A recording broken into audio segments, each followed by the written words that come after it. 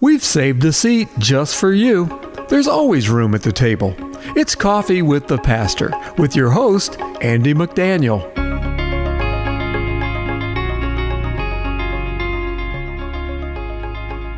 Welcome everybody to Coffee with the Pastor. Great to be with you today. As always, looking forward to sharing this afternoon with you and hope that you are doing well wherever you may be in our listening audience today.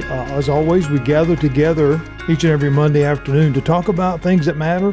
We look at it through the lens of Scripture. We try to apply it where it's where it's relevant, where it is, and talk about things that hopefully and prayerfully encourage each one of us as we look at things that are sometimes challenging. And so anyhow, we're looking forward to being with you today. I am Pastor Andy, always glad to be with you. I have the honor of serving the Lord now for a long time, and very excited about continuing that service right here in our local Fayetteville, North Carolina community as I serve as pastor over at West Fayetteville Baptist Church. Love to have you come and check us out. If you're ever over in our area, stop in for a visit on a Sunday morning. If you're looking more about us and you want to know more, you can go to WFAYBC.net for all the details about time, services, and what have you. So glad to be with you again today and glad to welcome back to the show one of our good friends, Pastor Zack Kelley from Breezewood Church. How are you, my friend? Good, sir. Good to be here. Oh, man, great to be with you. So what's new with you, man? What's going on? We're just staying busy over the summer. We were just talking about that we don't seem to slow down over the summer, but it's been a good summer. We've had a lot of fun. We're calling this month Encounter Month at our church. We're doing the kids VBS, and we had a student conference, and so yeah, we're just staying at it. That's great, man. Yeah. That's really good. Yeah, this summer is a challenging time. As people are in and out and vacations and this and that. So I learned years and years ago to not get your feelings hurt during the summer because people are going to be gone. But it's good, and so we just continue to minister to the faithful and do what we can. And there's a different crowd that also comes over the summer too. You have like college kids come back into town and family visits from out of town. So it's really an opportunity to reach new people. It is. It is. No, yeah. I know, and we've seen that too. With the different faces and new faces, new families, new dynamics, and that's always a good thing. Well, Pastor, we want to talk today about an important subject, and maybe slightly controversial, I guess, to a degree, and emotional, and all the different stuff, because it could go down the road of a lot of opinion. But one of the things that I've noticed, obviously, with having a stronger presence on social media, you see a lot of stuff, and I've found it to be beneficial to agree with, just like we're talking about reaching new audiences. I mean, the amount of people that you can reach through some of this stuff is amazing. Yeah.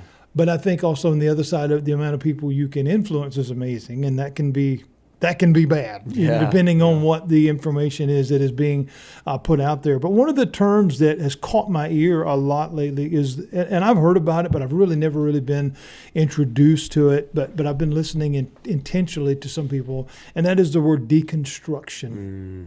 When we think about that, typically if you listen to a person, they're talking about walking away from their faith. I want to talk about that today and how that is compared to what Scripture says about examining our faith.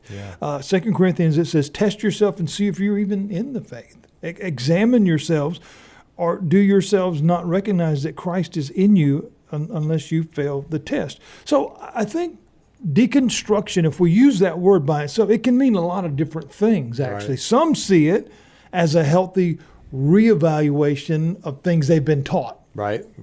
I actually think that's not a bad thing. Yeah, I agree. Where others are looking at it as a justification to walk away. So how do we, let's start there. How do we distinguish between those two? An honest reflection and a dismantling. Yes, I like that word dismantling, because that seems to be culturally more of what's happening when people say they're deconstructing. I agree with you. I actually think deconstructing can be a really good thing and a healthy thing if it's part of the process of reconstructing. Like if there's actual evaluation going on. I do think that there's a scripture that says that we are to wrestle out our salvation with fear and trembling, and we should be in constant evaluation.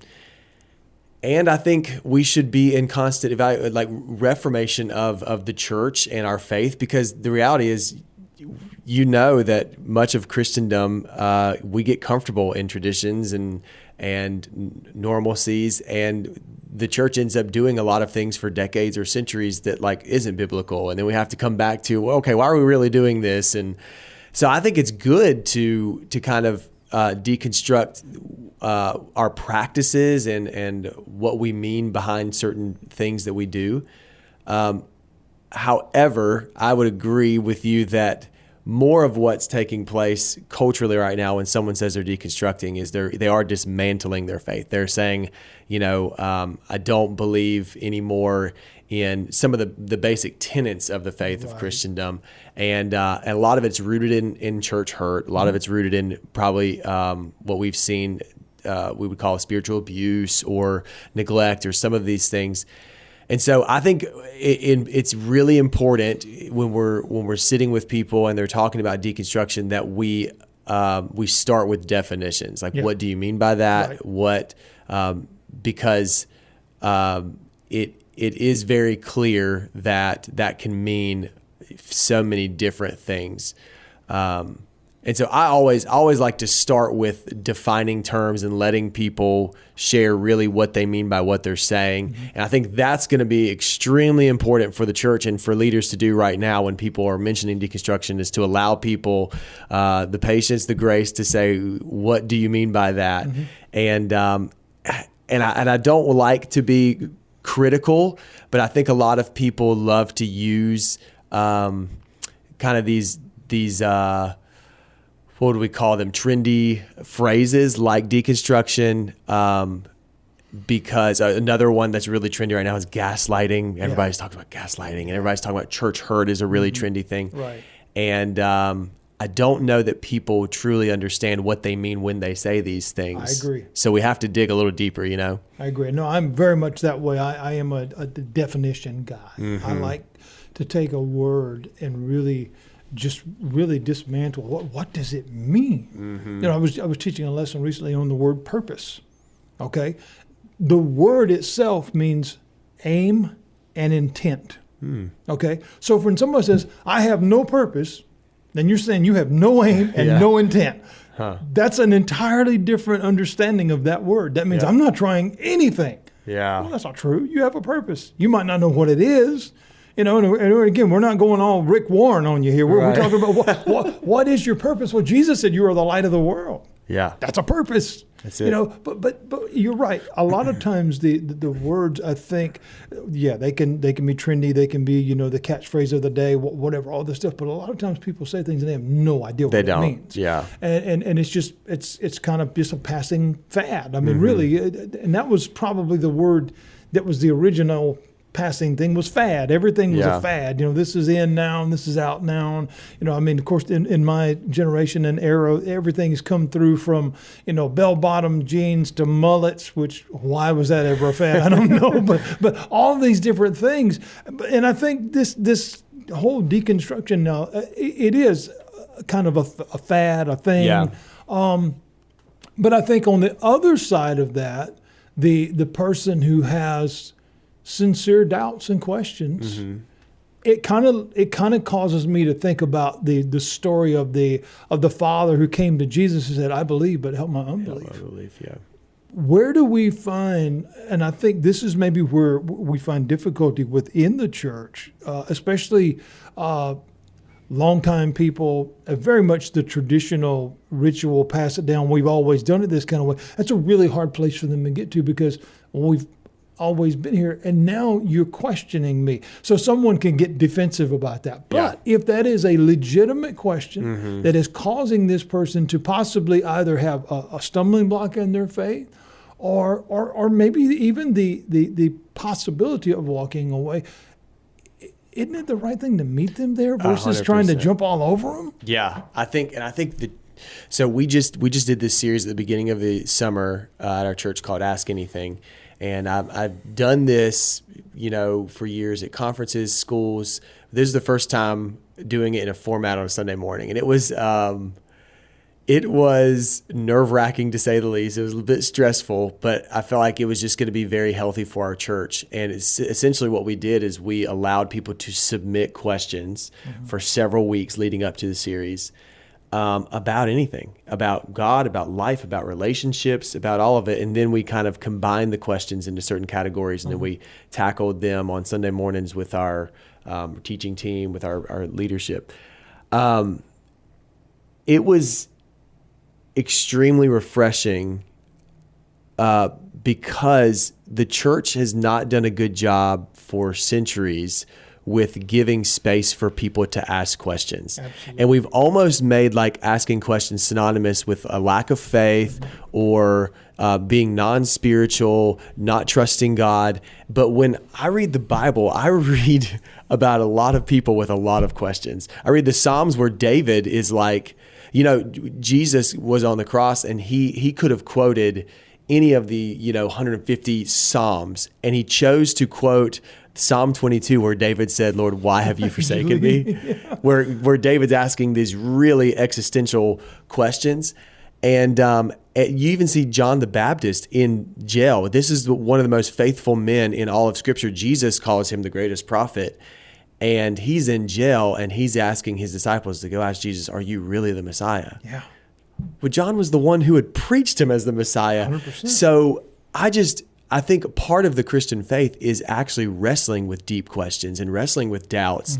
And the name Israel, which God chose to name his people, literally means he who wrestles with God. Yeah. So I think our faith is an invitation not to know everything, but to wrestle with the truth, to wrestle with deep questions. And I think the church has to provide a space for people to ask those questions in different ways and formats. And I think we have to be comfortable with people who ask questions. And I think a lot of leaders are nervous with questions because we think we have to have all the answers. Yeah. And I'm just quick to say, I don't know. That's the best answer. Yeah, because that's honest. It is, and I think it's part of our faith to admit when we don't know, and to be okay with not knowing everything, and to go searching for answers together and to wrestle with those things. So yeah, I think that is part of where I think part of this deconstruction movement is a result of the church not providing a safe place for people to ask really difficult questions that they're wrestling with. Yeah. Why did, my cousin die of leukemia at 8 years old? Why, did God allow this abuse to happen in my life? And I don't think we can go wrong with allowing people the space to ask those deep questions and then to sit with them in those things, I agree 100% because I remember growing up, and again, not to be critical, but it's just the truth. I remember growing up in that environment of you don't ask questions. Mm-hmm. You're not allowed to ask questions. It's what comes from the pulpit, that's etched in stone, and you cannot ask questions. And I think you're right. It has done, and this is not just now. This has been through, like you said, centuries. I mean, a long time, a lot more harm than good. Yeah. This is and again, I know I don't want to cause anybody to pull off the road and spin on their head. But to a degree, it's become like a secret society of, no, you can't. But how do you learn if you don't? And I feel like Jesus, when he was approached, I believe, but help my unbelief. Yeah. Mary, Martha, you're this, you're that. Do you really believe that? He asked questions. Yep. I mean, I think he opened the door for that conversation. And over time, the church universal has tried to close that off to where like, oh, no, we but the person that is truly seeking, maybe the person that's been exposed to something, but like, well, it don't make any sense. How could this, because we do tend to place logic in a lot of places. Yeah. And there are, if we're just honest, there are some things in the Bible that are not logical because God's ways are not our ways. And we don't get it. Yeah. But I think if we stop trying to overanalyze stuff and look at the simplicity of the story, everything is pointing us to where, from Genesis to Revelation, everything is pointing us to where life happens. Mm-hmm. Everything gets off the rails, and you need an answer, and the answer is Jesus. Yeah. Everything points you back to the answer. But if we get into these debates and criticisms and all this stuff, and I know we'll pour this into even to the second part of the show, but you mentioned the phrase church hurt. Mm-hmm. That's a real thing. Yeah. Because of what we're talking about. You can't ask that. You can't say this. You can't do that. Well, why? Because if I really want to know, if I've got a legitimate question. Now, can that go silly and sideways? Absolutely. Yeah, sure. I mean, I had someone, the true story, I had someone ask me one night on a Wednesday night study. We had the open floor platform where I'm teaching, but then we have, rebuttal and questions or whatever. Yeah. And someone asked me, God's honest truth, he knows I'm telling you, asked me if Bigfoot and Jesus were the same thing. So we can get goofy, okay, with stupid stuff. Don't get me wrong. Yeah. But it's like there's no stupid questions, and someone asks that. It's like, except for that one. That might be a stupid question. Yeah, exactly. but the person that is struggling with, like you said, I didn't find myself because I was much more mature in my faith. But 5 years ago, when my sister died at 45 years old of terminal brain cancer, yeah, the person that is struggling with that because they're not strong in that relationship, I think they have the right to ask why. Oh, absolutely. The person I just did a funeral about 2 months ago for a 1-day-old infant. Wow. You can't comfort that mother with, well, it's God's will. That don't work. No. I mean, that person has legitimate questions. Yep. And I think that we do a disservice if we shut that door. Yeah, absolutely. And I don't think we're practicing our full faith when we shut that door. I think it's like, because our faith, the New Testament, there's so much about suffering in the New Testament and the purpose of suffering and the value of suffering. And I think when we try to explain away our suffering or say that, that we're not really suffering or that we're somehow doing something wrong if we are suffering, I think that's not the faith that Jesus taught us. No. And honestly, when you look at Jesus's ministry in the Gospels, when he does teach, when he gives these sermons, about 50% of the time, they're in response to people's questions. Yeah. So like half of his ministry was just sitting with people in their questions. And yes, there were times when he rebuked the disciples because he's like, that's a dumb question, But like that's part of the beauty of it is like we're in good company when we have lots of questions, because so did the disciples, so did these faithful men and women all throughout the Bible. And church hurt is a reality simply because the church is full of people. And people hurt people. And so, I think that it's vitally important that we create that space. It was probably several years ago now, maybe 8 or 9 years ago, some of what started this deconstructionist movement were very influential voices in Christendom who came out as saying like, I'm no longer a believer. Yeah. And a lot of them were like Christian artists, bands. And so there was a band several years ago called Gungor, who it was Michael Gungor and his wife. And I listened to them a lot, growing up. And they came out saying like, hey, I don't know that they came out full atheists, but they were just like, we're not sure that we really believe in God anymore. And these were like worship leaders or whatever.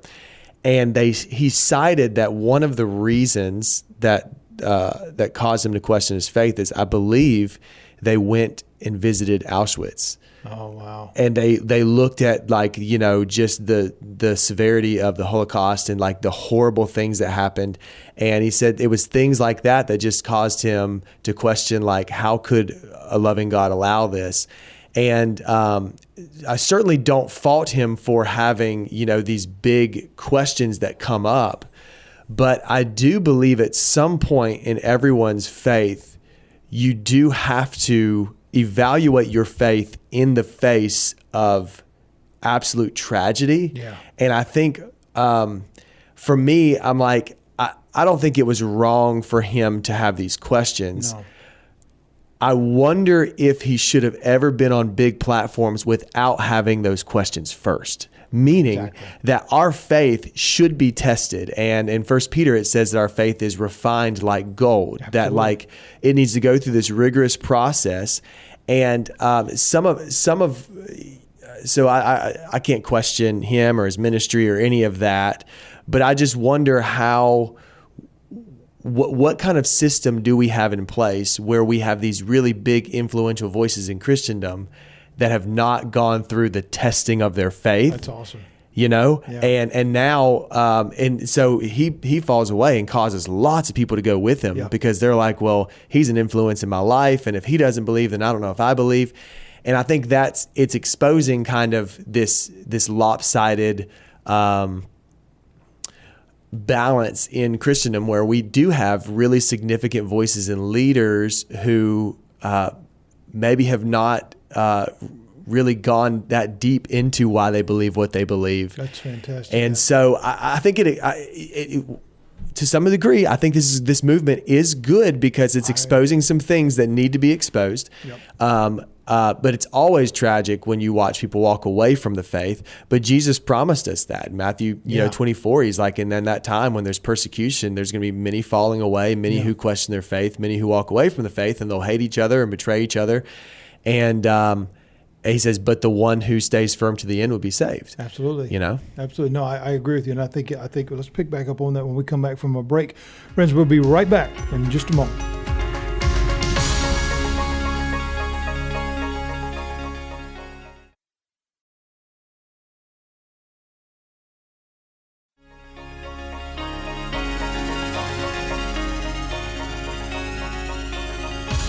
Welcome back, everybody. Coffee with the Pastor here. Me and Pastor Zack, man, we're talking about deconstruction. Now, before you change the channel and say, oh, they're going off the rails, this is a good thing in the sense of what we've been talking about. Where is the benefit of questions? I think that's a good thing because when we begin to look at the move, we see it in all kinds of different ways. We mentioned it in the first segment about people having questions and people saying I've been hurt by the church and people are distrusting organized religion and such as that.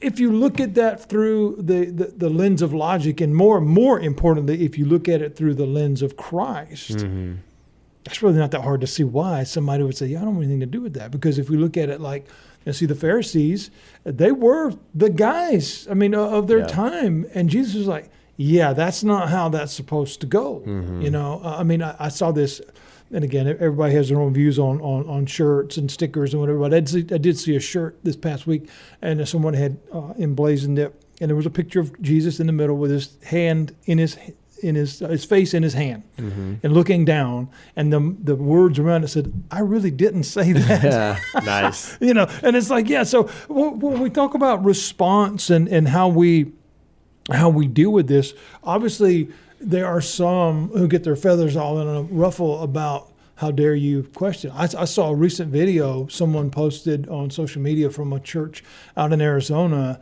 And I guess it started kind of going a little viral or whatever the case. But this was in the midst of a study service type thing. And a person simply asked a question because the floor was open. So this wasn't disrupting the service or anything like that. The pastor was saying, hey, teaching whatever this passage was, whatever, and anybody got any questions? I do that. It's like being in front of the firing squad, but you be prepared. And I think, like you said earlier, it's okay to say I don't know. But anyhow, someone asked a question, and this pastor threw a absolute tantrum. Oh man! And he threw the person out of the church. Oh wow! And he's and the virality of it, he said, "How dare you question me?" And the guy's like, I'm not questioning you. I'm just asking, how did you get to that point? Well, I think that's a fair question because I teach, you teach. If someone comes, and says, I've never heard that before. Where did you come up with that? Yeah. Whether it's a discernment from the Spirit, whether it's a way that we've read and translated a scripture, I think we should be able to ask that. But how should the church respond though? If someone says, I'm really beginning to doubt. Yeah. Jude chapter 1 says, have mercy on those who doubt. How well do we do with that? Wow. Yeah, I really try to teach, when we did that series and we encourage questions, I really try to teach through first the difference between asking a question and questioning, right? Yes. Questioning God. Yeah. And so really we try to teach people like, hey, let's have humble hearts to ask questions. But the difference is when you ask a question, you're seeking an answer. When you question God, you think you already have the answer. Mm-hmm. And that never goes well for anybody. Right. It's like, it's a waste of your time, my time, everybody's time, because you're not actually asking a question. You just think you already know the answer and you're trying to corner me or whatever. Mm-hmm. They did that to Jesus all the time, and Jesus refused to answer those, right? Well, it even says that it was the attempt to trap him. I mean, exactly. It clearly says that. It never went well for them. No. And so Jesus knew the difference between it. You're asking a question or you're questioning authority or whatever. So I think where people are genuinely seeking answers, we have to be patient, and we have to understand. So I'm a big believer in this, that if we don't allow people to come to the church with questions, they will not come to the church for answers. Yeah, if we don't allow them to come to the Bible with questions, they're not going to come to the Bible for answers. They're going to go to AI and ChatGPT. They're going to go to the bar. They're going to go to YouTube. Because that's where they are allowed to ask their questions. Mm-hmm. So we have to create an environment in the church that says questions are welcomed here. Questions are even encouraged here. And of course, there's different settings for that. Sure. If it's a Sunday morning in the middle of a sermon, that's not the setting for you to stand up, raise your hand, and interrupt or whatever.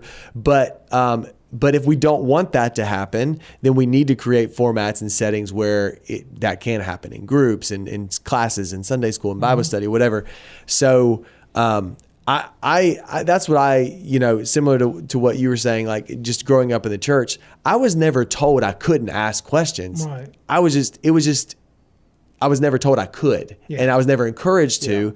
And it was kind of like this underlying, unspoken, rule that we just don't ask questions, and that, faith means that we trust no matter what. Mm-hmm. And I do believe that like the believer should wrestle with doubt. Mm-hmm. Atheists embrace doubt.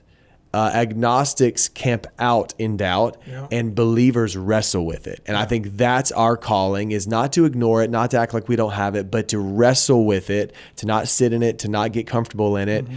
And I do believe that by doing that, we're actually practicing an ancient faith that started, with Abraham and that and Isaac and Jacob. And when Jacob wrestled with God, I think that's what he was inviting us into, is come wrestle with me, come wrestle with the things you don't understand, with the things that you doubt, with the things that at times you struggle to believe. Mm-hmm.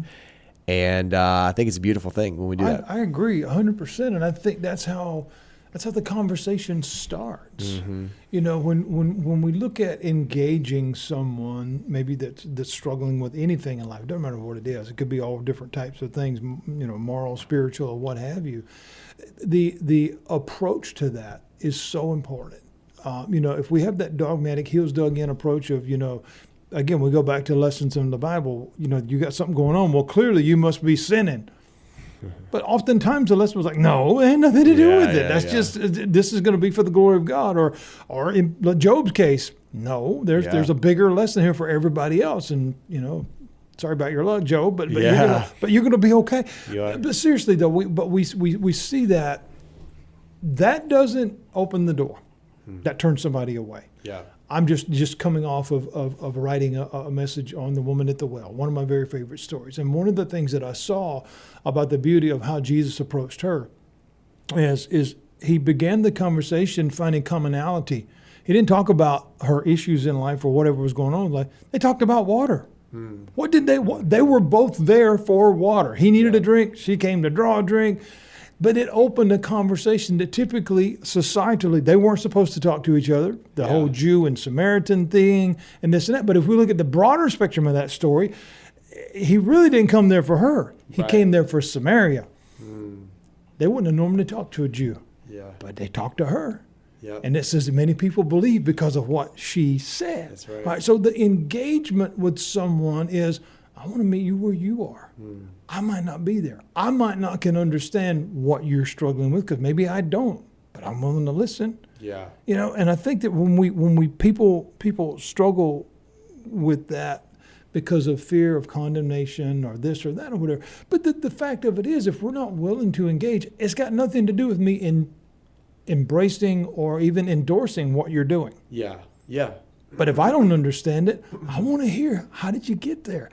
In Acts, if we go back to the first time where Paul is out teaching, I found the word interesting. It says that as he's teaching, he's reasoning with people. Yep. That's an important word. Yep. Because he's saying, how did you get where you are? When he goes into Athens, it says he was disheartened by all the idols, but he didn't go out railing and ranting and damning everybody. He said, how did you get here? Yeah. I mean, what would cause you to get? And I think those things are important. Yeah, it is. I mean, and he engaged with the culture. And it's funny. It says, I think his practice, his normal routine was he'd go to the synagogue, then he'd get either beaten or kicked out, and then he'd go to the Greek temples. He's like, hey, I'm trying, but and at one point he's like, I'm done. I'm done with the Jews. I'm going to the Gentile, whatever. And Peter, you can go to the Jews. But he engaged with the culture to such a degree that he quoted their philosophers. Yeah. And that means he was reading their philosophers. That means he was familiar with their philosophers. And it wasn't the case where it's like, well, he must have got saved out of that. No, he was a Jew among Jews. He had grown up in the Hebrew culture and Jewish culture. So it wasn't like, so I think today it's important for us as believers, as Christians, as leaders, as pastors, that we are familiar with the philosophers of the day.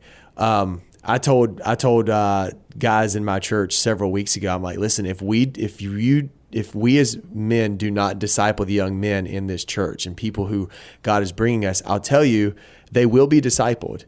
It's just not going to be by us or by the church. They're going to be discipled by Joe Rogan. They're going to be discipled by Elon Musk and all of these guys that have strong voices in the culture today.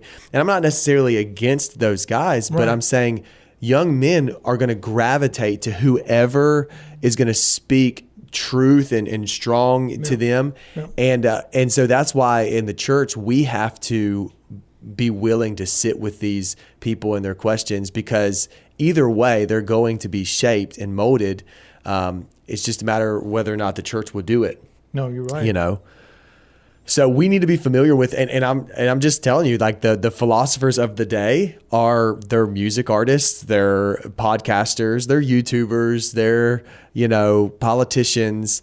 Those are the philosophers of our day. They are. And I don't think that it's realistic that we as pastors know everything about everybody. Right. But we do need to be familiar with the message that's going out there in some of these spheres, so that we know how to combat it in the lives of those people we're trying to reach. 100%. It's long been known, especially in that realm, whether it's celebrities, entertainers, athletes, whatever, in certain times. And now, it was one thing for those voices in a different era, because it was limited.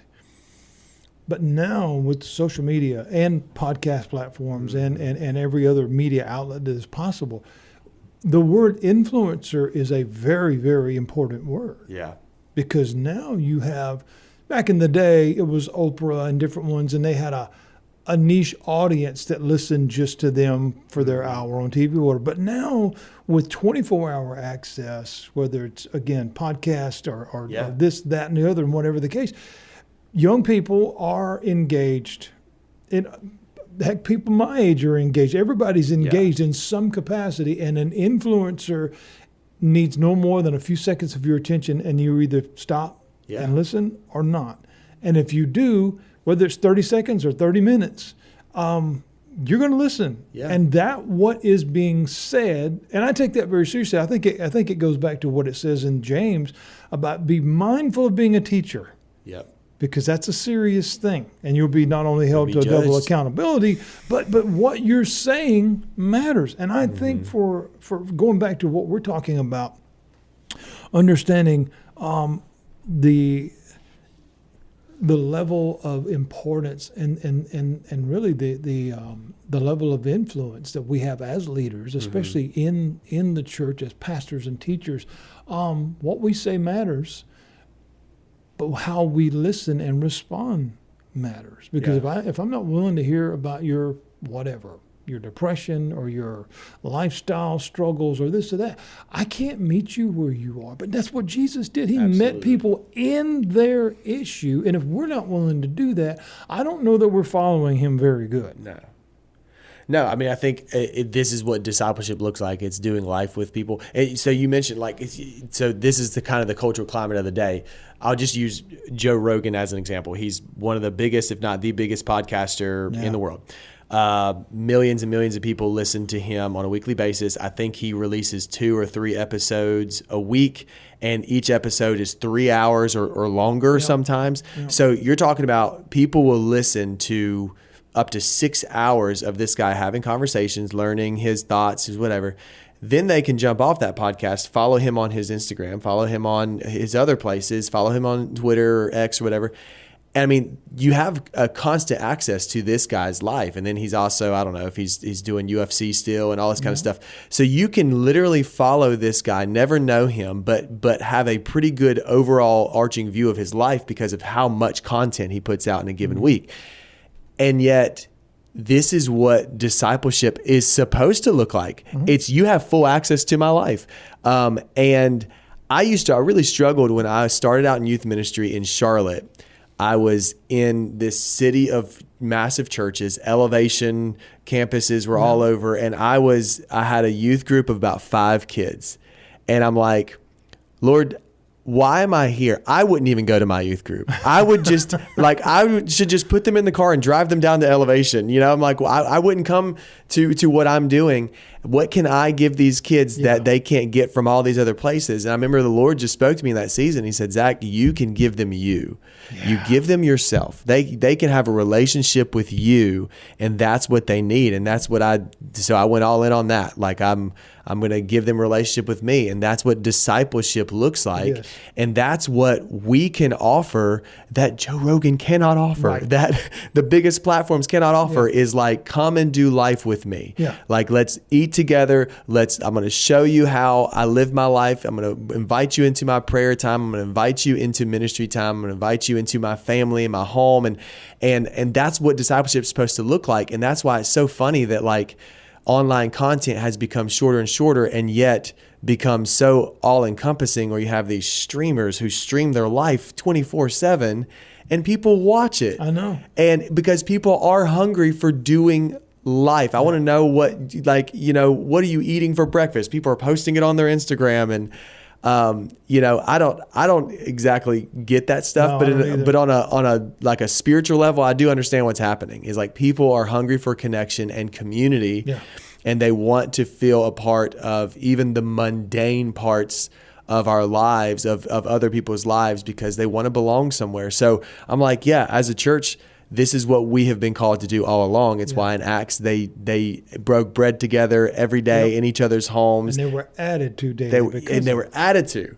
Yeah. The Lord blesses that kind of unity. Don't you think, though, that the decline in that type of mentality and understanding has really increased the whole concept, or at least the feeling of this whole deconstruction thing? 100%. We've seen the removal of that closeness and unity, because the organization, the business, the marketing, and all that stuff has kind of taken over to where it's not approachable. Yep. You mentioned whether it's Joe Rogan or whether it's, and again, I'm not endorsing any one name, but you got Joe Rogan or you got Joel Osteen. Right. You will never sit down and have a conversation with either one of those people personally, ever. Yep. Ever. Or the president or anybody. It ain't going to happen. Yeah. Unless you have to have some kind of inside connection, and the majority of us do not. They don't. Yet still, all of those people just mentioned in their own way are influencers. In we can agree or disagree with their philosophies or theologies or anything else or attitudes or whatever, and everybody's got a critic, but at the same time, I think you exactly hit it on the head. People are looking for answers. Yeah. And in particular, I think they're looking for a deeper level of spiritual connection and answers. That is why cults get started. That's why false religions get started. Because people are looking for it. And if they can find an inclusion in something, they're going to be a part of it, even if it's unhealthy. Yep. And I think the reason why is because to some degree the church door's been closed. Yeah. Because you're either not welcomed here, or you're question is not welcome here, Yeah. or your questionability is not welcome here. Now, again, I'm not, even Paul talks about that. He wasn't endorsing what he said, but when I go to Rome, I deal with them as they're in Rome. As I go to Greece, I did. He wasn't saying I'm becoming one of them. He was saying I'm dealing with them where they are. Yeah. And the willingness to do that opens doors or closes them. I mean, there's really no gray area there. I love that you do this podcast. I think one of the reasons that this is so important is like so the church has become less and less and less a part of our lives. Like it's down to like, oh, it's just a service a week, or, you know, there's a group a week. And it used to be, you know, the church was everybody's life. When you were part of the church, it was just so ingrained in your life. And so we have made the church smaller and smaller and smaller as a part of our lives. And then that's why media and content has increased as more of a part of our lives. I think the church is just now waking up to like, hey, that's why I love that you do this. I grew up in church where I would hear from my pastor on Sunday morning, and, you know, I would see him, you know, at an event or whatever. And I had great pastors growing up and like had great relationships with them. But, or even pastors that I would listen to online, it's like, what we would get is a tailored, squeaky clean sermon that they worked on, and we really don't know anything about them. Right, but platforms like this offer conversations where it's like, you don't have a squeaky clean sermon ready. You have talking points ready, but we get to hear your heart in this. Yeah, we get to like say, hey, I don't know what I'm wrestling with. And you're probably not going to hear me say that in a sermon, because it's like, well, the point of the sermon is I am supposed to preach what I know. Right. But you might think that because you always see me up on the stage in the pulpit preaching with confidence that I think I know everything, and that guy's really got it figured out. And that's why it's like we need more platforms like this for spiritual leaders to have conversations where we are like, I wrestle with doubts too. You know, and I think it really humanizes the church in many ways. I think that's what started a lot of the deconstruction is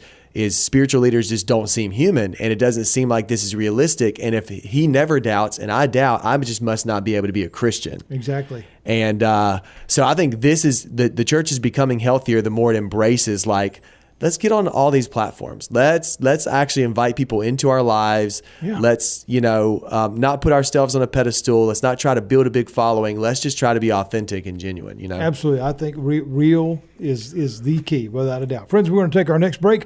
We'll be right back with the last part of Coffee with the Pastor.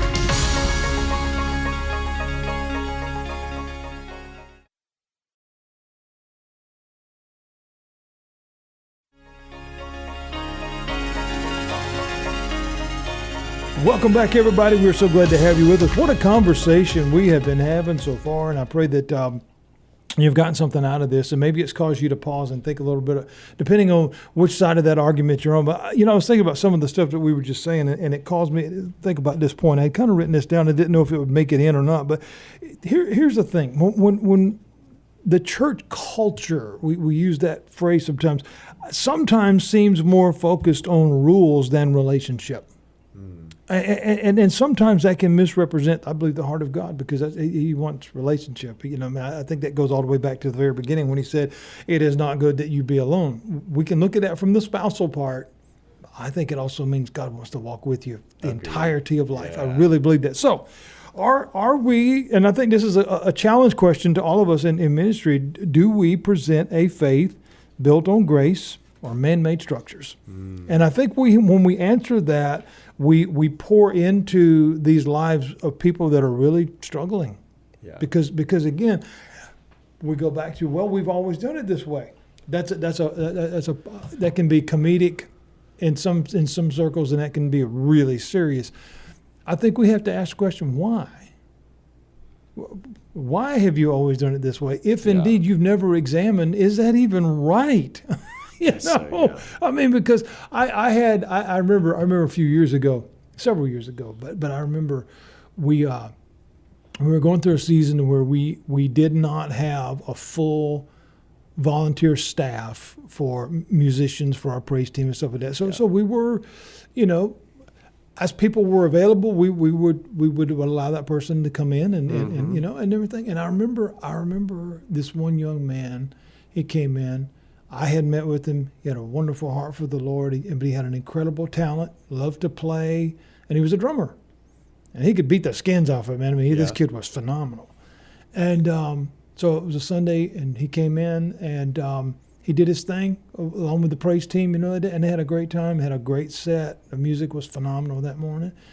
And I remember this older gentleman, he came by, and he looked like somebody had thrown a hot pea on him. I mean, he looked so disgruntled. I'm like, sir, yeah, what's going on? That young man had a hat on. Oh. I said, I didn't even pay any attention because I was listening to the music. Really? I'm like, what? That's what got your That's what got your attention? Yeah. You didn't see the young man's talent? No. Just it was, and he's never welcomed in here again. Whoa.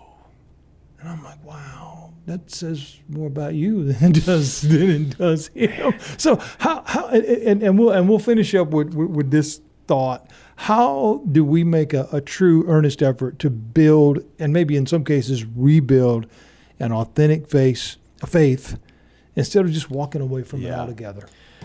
We have to stay true to Scripture and not stay true to our traditions. Yeah. And we have to be able to separate the two and be honest. I love to go cow tipping in my church. I go golden calf tipping wherever I can find a golden cow. It's like, look, are we doing this just because we've always done it? And some golden cows need to be sacrificed. They need to be sacrificed, brother. We need to tip these cows over. I just, and I think I have a tendency to be extreme if I'm not careful. But I just don't like the idea of doing anything because we've always done it. I think that's how we get stuck. I think that's how we end up in religion. Mm-hmm. Listen,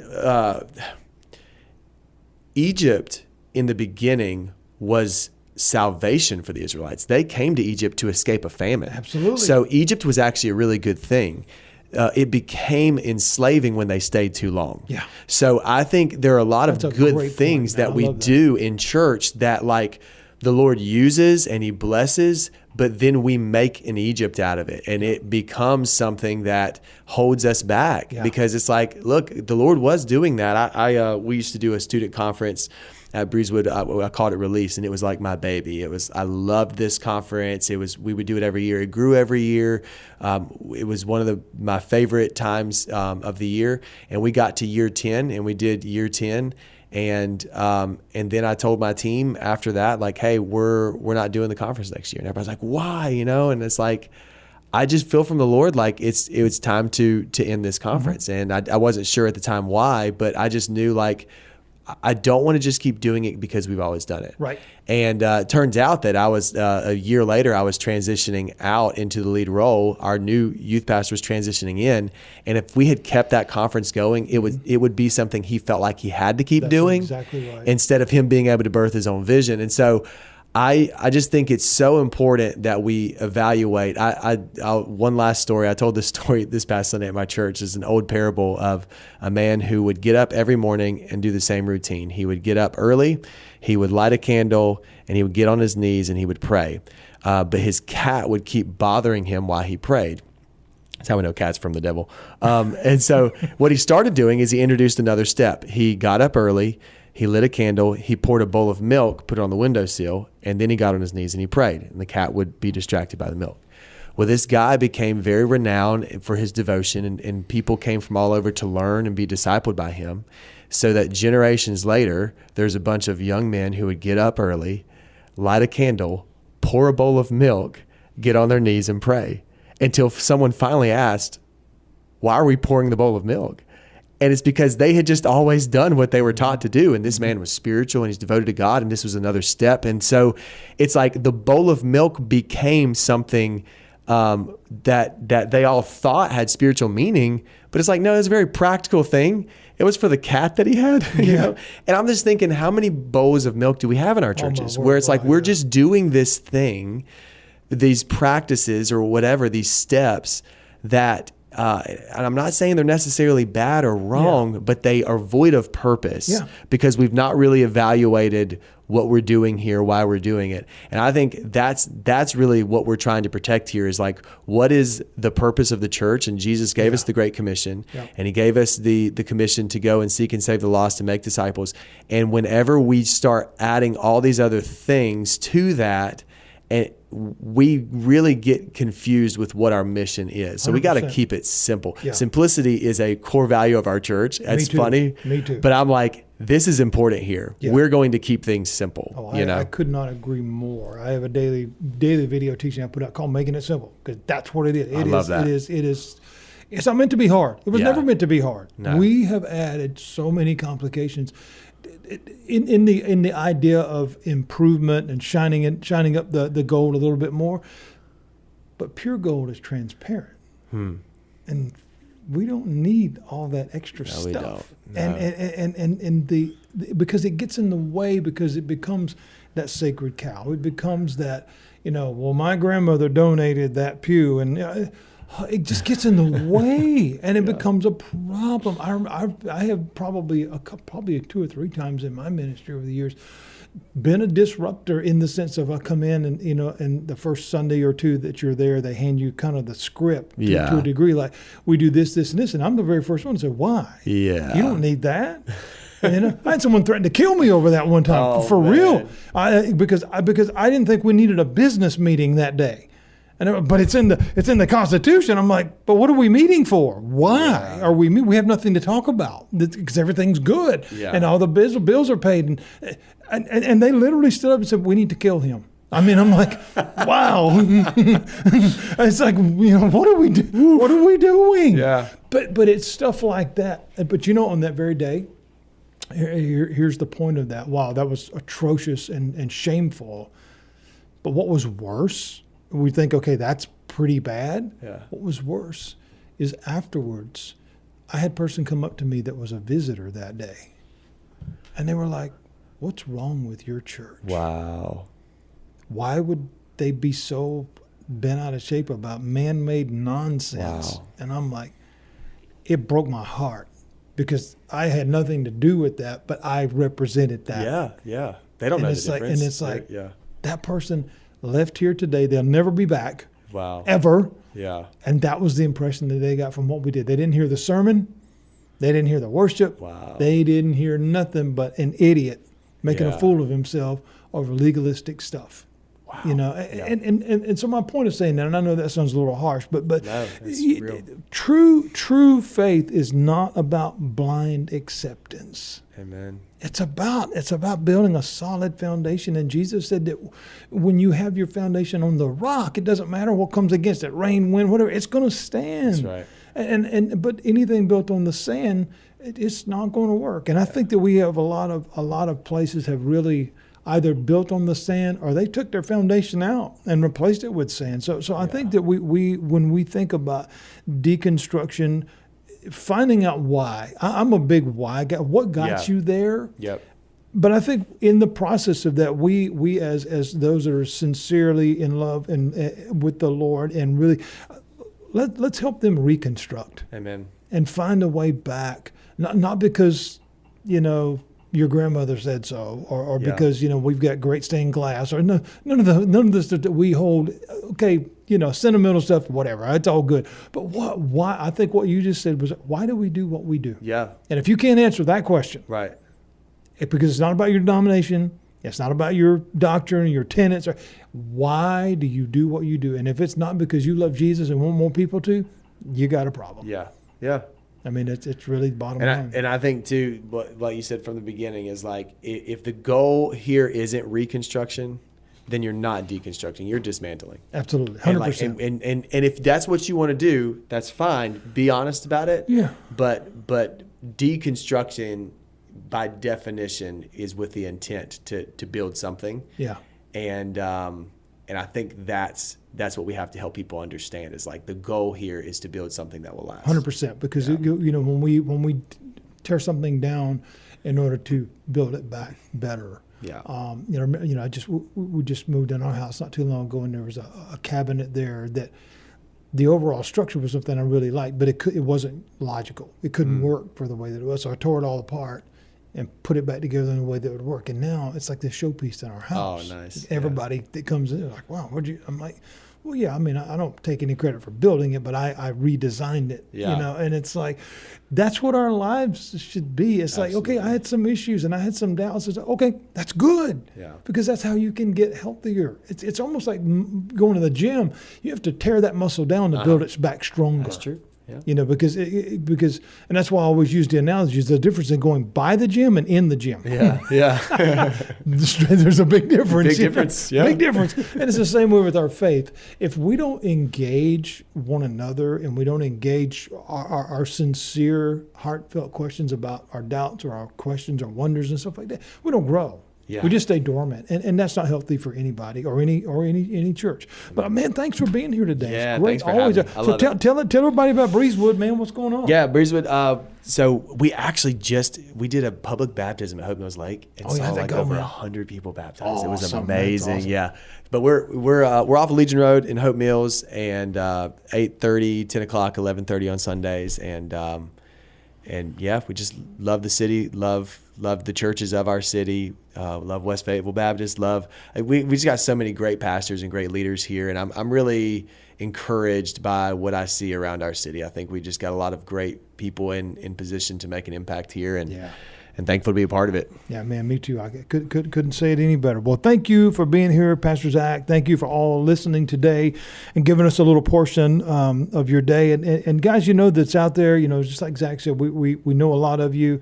And for those that we've never met and you're out there doing the work, what Jesus asked us to do is simple. We complicate it sometimes, but it's not necessary. And I think that we need to evaluate that and make sure that we're drawing versus sending away. Thanks again for tuning in. Lord willing, we'll be back next week with another great conversation about things that matter right here at Coffee with the Pastor. I am your host, Pastor Andy, and this is where Jesus is good all the way to the last drop. You've been listening to Coffee with the Pastor with your host, Andy McDaniel. Connect and learn more when you visit the podcast page at Christian1057.com. And join us each week for Coffee with the Pastor on Christian 105.7.